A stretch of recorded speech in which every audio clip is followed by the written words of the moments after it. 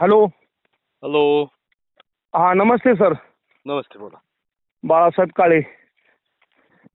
बोला की. काय नाही, हे साबळे पाटलाचं पाहताय मी. तुम्ही प्रहारचं काम करताय ना? हो हो हो. हे बच्चू भाऊवर टीका करतोय हरामखोर काय. बरोबर आणि आहे. ऐका ना गंमत त्याची.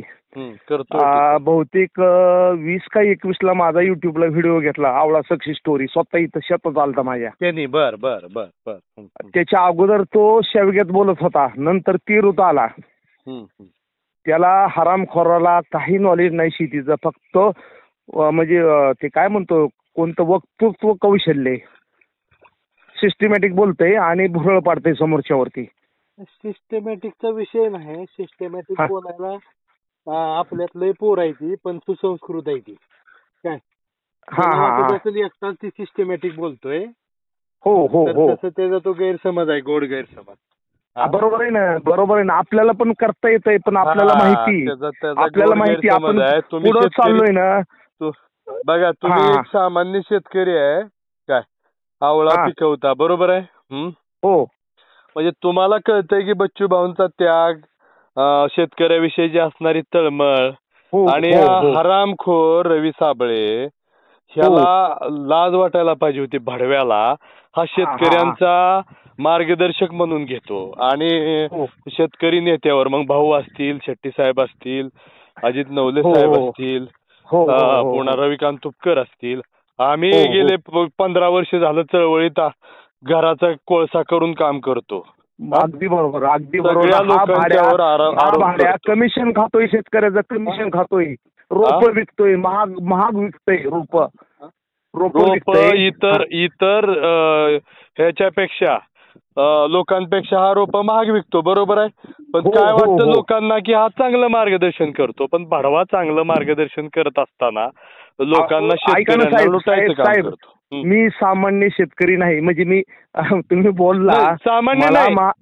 ऐका, शेतकरी हा सामान्य मान्य. मी जरी असलो, आता मी ऊस उत्पादक आहे, केळी उत्पादक आहे, पण आपण सामान्यच आहे. हो काय, आपण आपल्या कौशल्याने, आता तुम्ही आवळा पिकवता, तुम्ही सांगितलं, तुम्ही 2021चा महाराष्ट्र शासनाचा उद्यान पंडित पुरस्कार विजेता आहे मी. क्या बात आहे. 2021. सुंदर सुंदर सुंदर. शुभेच्छा तुम्हाला, अभिनंदन. पण मला सांगा, अशा लोकांमुळं शेतकरी गेली 150 वर्ष झालं काय, देश स्वातंत्र्य होऊन 80 वर्ष होत आलं, तरी सुद्धा आपण ह्या अशा लोकांच्यामुळं सामान्य शेतकरी आणि आपली मानसिकता बघा ना, ह्या लोकांमुळे आपण किती खचून जातोय. सोडा, मी काम करतो, आपण झडतो, आबदतो, बच्चू भाऊ सारख्या नेत्याला मानतो, पण की शेतकऱ्याच्या मनात ह्याने विष कालवण्याचं काम केलं भडव्याने. ह्याचं वय काय, अरे साल्या, तुझ्या बापाने का असे कपडे घालून ट्रॅक्टर ये म्हणा, आमच्यात बी ट्रॅक्टर आहेत, आम्ही बी नांगरतो, आम्ही बी रानात आबदतो, जरा ये बघायला आम्ही कसं आबदतो. ते फक्त दाखवायचे. अहो साहेब, नालायक, नीच भाड्या, नीच. ऐका परत, आता मला नाही त्या राजकारणात पडायचं, राजकारणात पडायचंच नाही आपल्याला. नाही, पण ऐका ना, आता आम्हाला सुद्धा हवा करता येते, पण मी मीडियापासून दूर राहतोय. मी आता परत 15 एकर नारळ केलाय साहेब. माझे 2.5 लाख रुपये फिरण्यात गेलेत. 4 स्टेटचा अभ्यास केलाय, आणि सायंटिस्ट मध्ये जर बसलो, ते विनोदाने म्हणतात की शेतकरी नाही, आमच्या पुढचं फर्ज नाही. माझ्या इथं कार्यक्रम म्हणा येऊन, अरे शेतकरी काय असतो आणि शेतकऱ्याच्या चळवळीविषयी कळवळ काय असते, ये म्हणाव तुमच्यापाशी बघाय फडव्या. नाही, बघून गेलं की. अहो, त्याच्या युट्यूबला मुलाखत आहे ना माझी, आवळा सक्सेस स्टोरी. काय मुलाखत तुमची? माझी. आणि जास्त लाईक त्यावेळेस त्याला लाईक मिळत नव्हते. माझ्या व्हिडिओमुळे जे लाईक वाढले, पुन्हा त्या पेरूमुळे वाढत गेला, मग पुन्हा फॉर्म मध्ये आलाय. असं आहे का? मी तर त्या मी ह्या लोकांना ओळखतो राव. मी 2009ला ज्यावेळेस राजू शेट्टी साहेबांनी पंढरपूर ते बारामती यात्रा केली ती ऊसदारासाठी, त्यात पासून मी चळवळीत काम करतो. आज जवळजवळ 20 वर्ष झालं. मला ह्याला मी फॉलो सुद्धा केलं नाही अजून. हा हरामखोर मला आत्ता कळला. मी नाव ऐकून होतो असा शेतकऱ्यावर चांगलं बोलतो. म्हणलं शेतकऱ्यावर पोपटपंची करणारे तर लय अवलादी महाराष्ट्रात आहे. ते बोलतंय, दिशा दाखवतंय बरं का. त्या टायमाला योगायोग पिरूला बाजार मिळत होते, त्यानं प्रसार वाढवला. आणि ही नवीन शिकलेली पिढी ही युट्यूबचे असले स्फोटक व्हिडिओ बघून सगळ्यांनी उड्या घेतल्या पिरोमध्ये. वाट लागली, पिरोवाल्यांची वाट लागली. नीच आहे. आता माझ्याकडे जे आहे तुम्हाला सांगतो, आपले डॉन, उसातले डॉन, काय त्यांचं नाव, कृषीरत्न ओबामा साहेब भेटलेले तासगावचे, माने संजीव माने माझ्या शेतात येऊन गेलेत. क्या बात आहे, क्या बात. अनेक लोक येऊन गेलेत. फक्त आता माझी इच्छा आहे, मी तेवढा सक्षम आहे.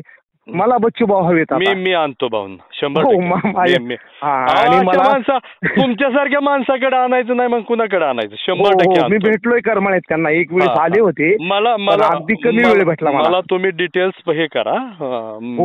मी मला एक ऐका साहेब, आपण पाठीमागे बोललो, पण तुमचा एरिया माझ्या लक्षात नाही. नंबर मी टेंभुर्णीत राहतो. अरे बापरे, आपण एकाच गावची.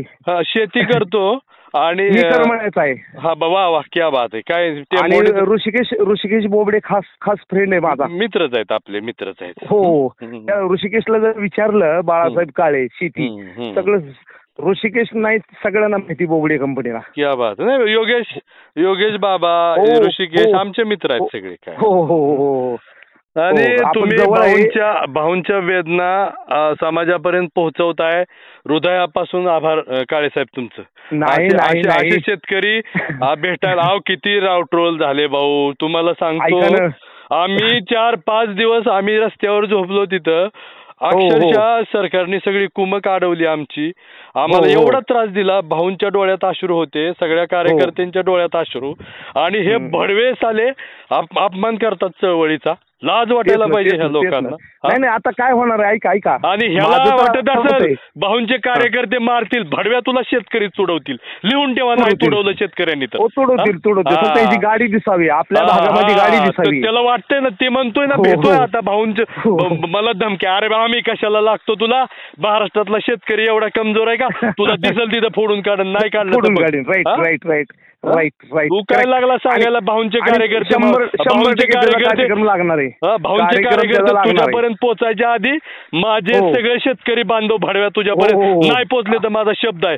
100%. शेतकऱ्याची लेकरं, शेतकऱ्याची पोरं तुला साधी वाटली? तुला तुडवून काढणार आणि लिहून दिशाभूल करतोय. भडव्या मोठं व्हायचंय. कळवळा 10 पैशाच्या कमेंटसाठी साल्या एवढ्या मोठ्या नेतृत्व, शेट्टी साहेब, बच्चू भाऊ, रविकांत तुपकर, वामनराव चटप, अजित नवले, या लोकांना तू बदनाम. आणि साल्या आम्ही आमची घरदार इकून साल्या चळवळीत काम करतो ना. तू आम्हाला बदनाम करतो भडव्या.